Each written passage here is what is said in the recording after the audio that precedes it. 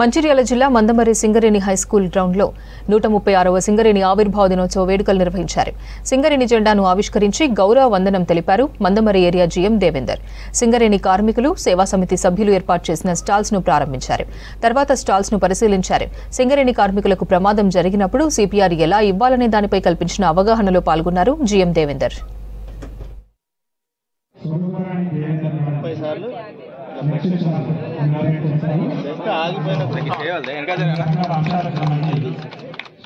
Morning flag hoist చేసుకొని మరి 10 stalls మనం ఇక్కడ ఏర్పాటు చేశాము.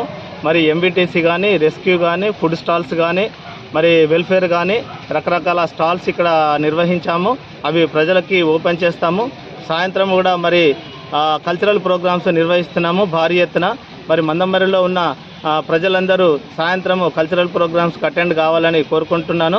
అదేవిధంగా మరి ఎన్సీడబ్ల్యూఏ నుండి అధికారుల నుండి ఉత్తమ ఉద్యోగులను సెలెక్ట్ చేసుకున్నాము. వారికి సాయంత్రము సన్మాన కార్యక్రమం నిర్వహిస్తాము. అదేవిధంగా ఈ కల్చరల్ ప్రోగ్రామ్స్కి ఈవినింగ్కి ప్రత్యేక ముఖ్య అతిథిగా మన గౌరవ ఎమ్మెల్యే శ్రీ వివేక్ గారిని ఇన్వైట్ చేశాము. వారి యొక్క అపాయింట్మెంట్ ఇచ్చారు. వారు కూడా సాయంత్రము ఈ కార్యక్రమానికి అటెండ్ అవుతున్నారు.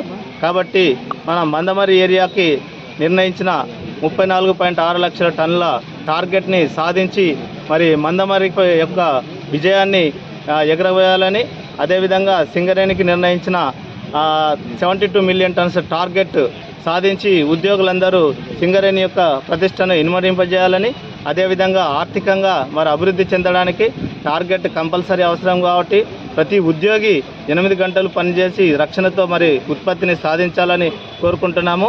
అదేవిధంగా సింగరేణి కాలేజ్ రాబోయే కాలంలో 7 నూతన గనులను సాధించుకొని మరి అదేవిధంగా సోలార్ రంగంలో, మరి థర్మల్ పవర్ ప్లాంట్లో, ఇంకా ఇతర రంగాల్లో కూడా ప్రవేశించి కంపెనీ అభివృద్ధికి పాటుపడుతుంది.